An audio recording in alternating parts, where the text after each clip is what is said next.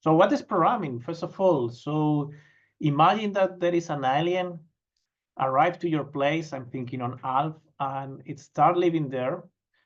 And you need to explain him or her how to do coffee. So how would you do that? You will give a set of very clear instructions.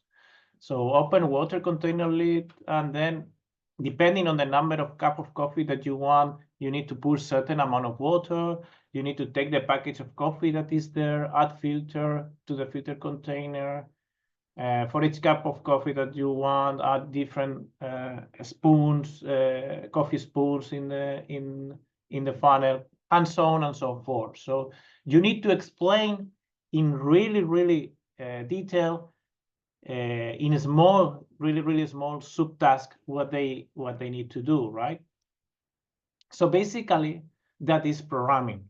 Programming is the process of creating instruction for computers to execute a specific task. In this case, instead of discussing with an alien, you are discussing with a computer, and you are giving the computer instructions on how they need to perform a task. And here is important in the same way that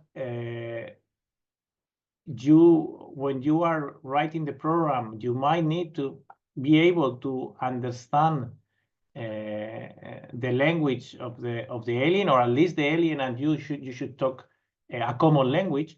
This is the same when you are discussing with a computer. A computer is understand only 1 and 0s, right? But the humans, we are not good at talking using 1 and 0. So we need to have some kind of interpreter, some kind of language in which we both understand, and we are able to, as a human, explain what do we want a computer to do. Okay, but why this is important for education, not only for K-12, but in general for education? Why learning programming is important if now the AI will program for us? You can hear that. Well, because it's not only about programming, it's about all the associated skills that students are going to get. Again, a lot of horizontal skills, scientific information and ICT literacy. In order to program, you need to understand how a computer is working, more or less. Critical thinking and problem solving. Writing a program is solving a lot of problems. So when you write an application, you need to solve a lot of problems.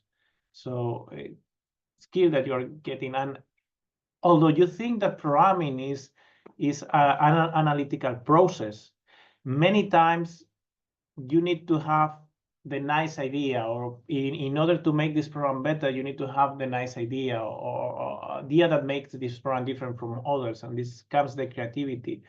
When you write a program, usually you don't write alone. You need to communicate with other people. You need to explain, okay, I have written this part of the program. In order for you to continue, you need to understand what did I do, and I need to provide some a specification on how you can use my code, things like that. And this is also related to collaboration. Then we have computational thinking, that is a different way of structuring the problems, and we will cover this in module 4, but it's also something that you are going to acquire through programming. And nowadays, technology is all around us, and we see that the people is using social media. It's many times abusing of social media and so on, and sometimes it's because they don't understand the implications. They don't understand what are the challenges in privacy, in freedom, and so on that it could arise from social media. So through programming, you could reach better understanding of that. And then programming for many people, I'm not going to tell you for everyone, but for many people is fun. You manage to engage better with students in an activity while programming. I can tell you that for other kids, it's totally boring and so on, but for many of them, at least my experience is that they really enjoy programming because it's a challenge. You need to solve a problem when you are programming, right? So, and this is always engaging for students. And is it scary? Well, yeah, is it scary learning math? Might be. Is it scary learning music? Might be. Is it scary learning art? Well, yeah. Is it scary learning a different language? Yes, in the end, programming is learning a different language. In the same way that maths is one language, music is another language, and the different language that we speak in the different countries are learning it is challenging. Is it scary? I wouldn't say so. I would say that it's challenging, but you should not be scared of programming. In the end, it's learning how to explain a computer what they need to do. So you are trying to speak in a different language, but it's another language.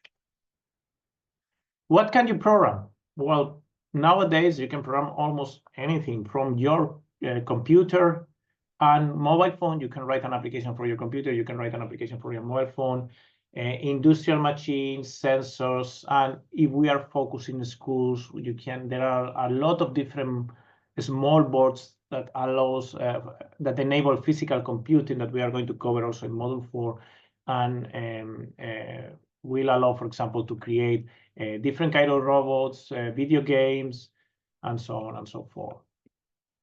And then there are two different ways of programming. Well, there are many ways, but let's say that we can use two different methods for programming. One is text programming. You basically write text in the same way that when you want to write some set of instructions for someone, you either tell them or you write them.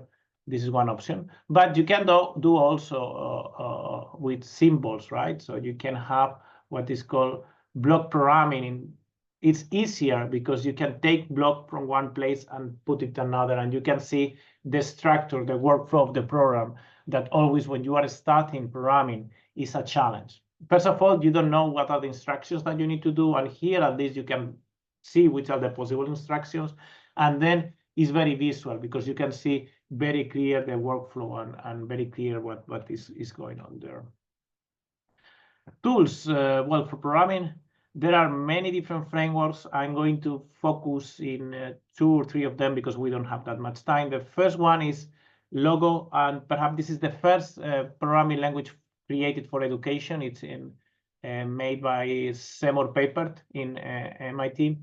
And the idea was, okay, the Papert considered that in order to learn programming, how to work a computer works, you need to program a real device. And since he made this turtle that you can control the movement of the turtle, but it was a little bit expensive and it was not easy to reach to everybody.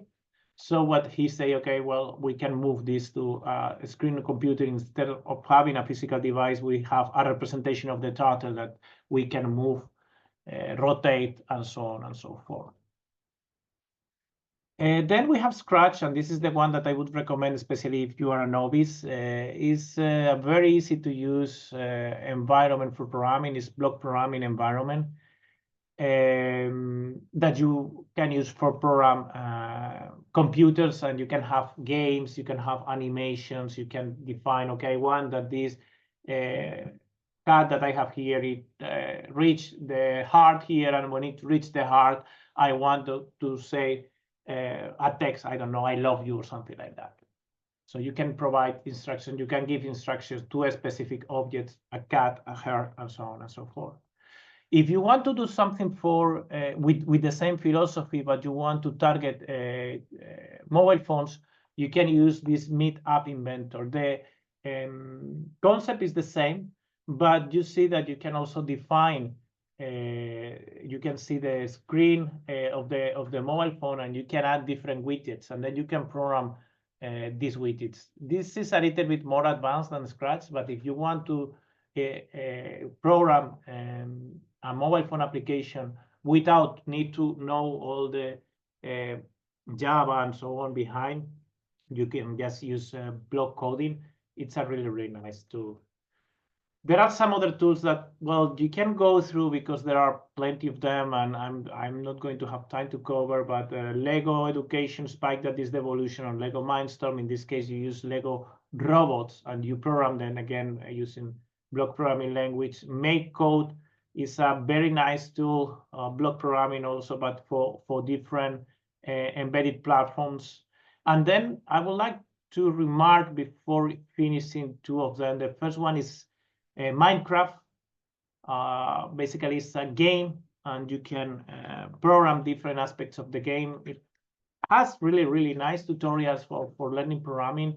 Actually, in the website, I give you a really nice tutorial that it starts from scratch, and it's very engaging with kids, because kids, they are, at least my kids, they have been playing Minecraft for a long time. So if you show them, okay, but you can have an influence on how this world looks like, and you can create your own applications, it's really engaging.